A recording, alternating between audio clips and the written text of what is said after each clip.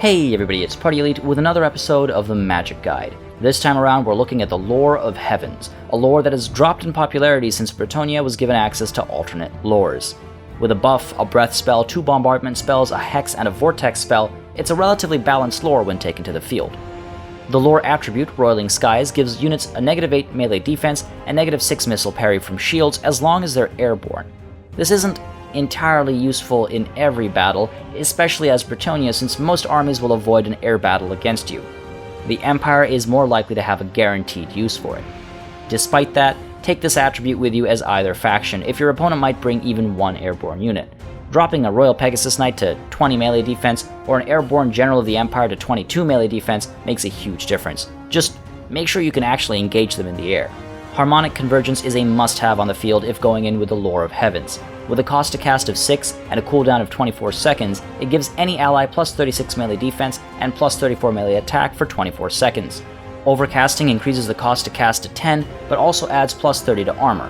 These buffs are massive, nearly doubling the melee defense and attack of the average unit, and giving a great deal of longevity to an engagement. Not only will your targeted ally live longer, they'll get more damage through as well. As with all buffs that increase melee attack, give priority to units that are already able to cause damage in their engagement. Higher melee attack means a greater chance to hit, and you want to make sure each hit is dealing damage. If you're leaning toward using it more defensively, use it on a unit that is in a situation where they're likely to take more damage. For example, cavalry engaged against anti-large units could use the higher melee defense. And finally, if you're going to overcast for the extra armor, make sure you do so on a unit that isn't up against armor-piercing units. While it will help either way, you'll get much better value if armor-piercing damage isn't entirely ignoring the extra 30 armor you've spent some Winds of Magic on. With a cost of just 51 points, it's worth taking to the field. While it does pair nicely with Curse of the Midnight Wind to help collapse an enemy flank or center, often that can be overkill. Wind Blast is a breath spell that costs 7 Winds of Magic to cast, has a cooldown of 25 seconds, and hits the enemy with magical damage in the teardrop shape. Overcasting costs 11 winds to cast and adds some armor-piercing damage to the mix. While Wind Blast can help disrupt enemy formations or slow down an enemy charge, it doesn't do a significant amount of damage. Just 22 points with no armor-piercing unless overcast, in which case it's 11 points of armor-piercing damage added over top. While an overcast Wind Blast is numerically somewhat comparable to a Foot of Gork, the teardrop shape and short duration of damage dealt makes it less potent in comparison. Try using it to hurt enemy infantry just before lines meet. If you're good with your magical micromanagement, it's worth taking to the field. Otherwise, it's a potential waste of 51 points. Urannon's Thunderbolt is a bombardment spell that costs 8 winds of magic to cast with a cooldown of 44 seconds, and a great deal of pain brought with it. Overcasting increases the cost to 12 winds of magic, and greatly increases the amount of damage done. If you're up against a heavily armored enemy, that is definitely a spell to take. Try to get your enemy's units surrounded, forcing them to clump up and then hit them with Urannon's Thunderbolt.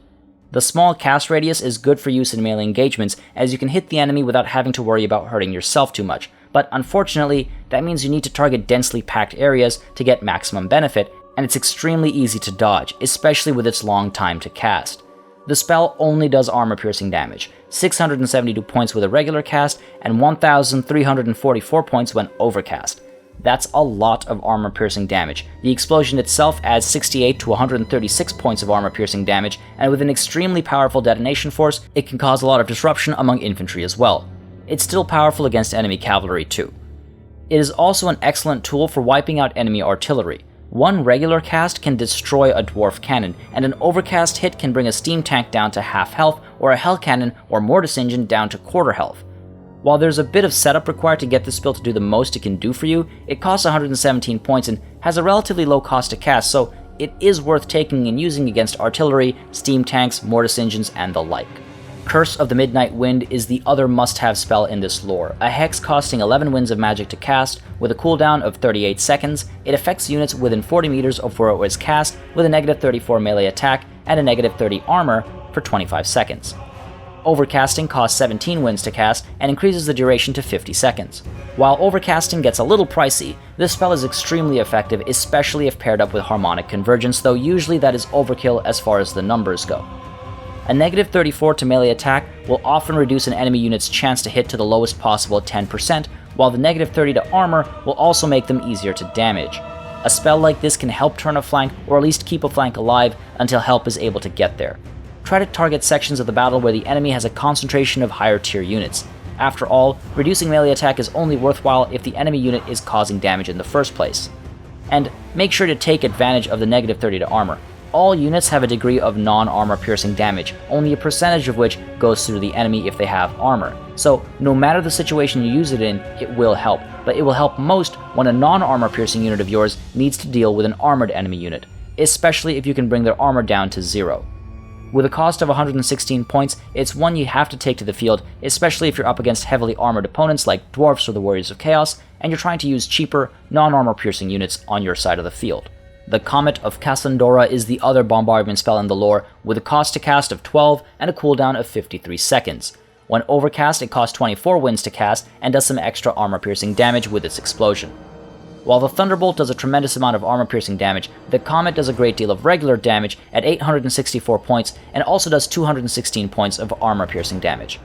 The explosion that follows does 34 or 68 points of armor-piercing damage, depending on if it's overcast or not, and as a result of that, and a larger detonation radius, it can do more work than the Thunderbolt.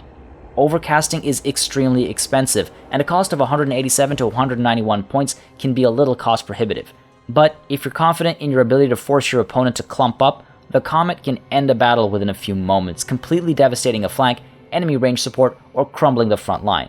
Make sure you don't hit your own troops with it though, you still need to collect taxes. Chain Lightning is a vortex spell, so you already know how this ends. With a cost to cast of 15 winds and a cooldown of 56 seconds, it travels around the field for 21 seconds, causing magical damage and disruption. Causing 6 points of armor-piercing damage per tick isn't bad, but since the vortex can change its direction by 170 degrees every second, it's really just a matter of luck to see if that damage is being dealt to your opponent, to the air around them, or better yet, to your own troops. The cost of 193 to 197 points doesn't do Chain Lightning any favors. Leave it behind. Countering the Lore of Heavens is similar to the Big Wah. Be prepared to dodge the potential Comet or Thunderbolt. They have cast times that give you more than enough time to react. Don't be afraid to retreat when necessary, and try to bait those high-cost casts out of your opponent nice and early. In fact, in a best-case scenario, you can pull your opponent's troops into the bombardment spell as you retreat if you time things perfectly. Remember, Comets and Thunderbolts do not discriminate between friend or foe.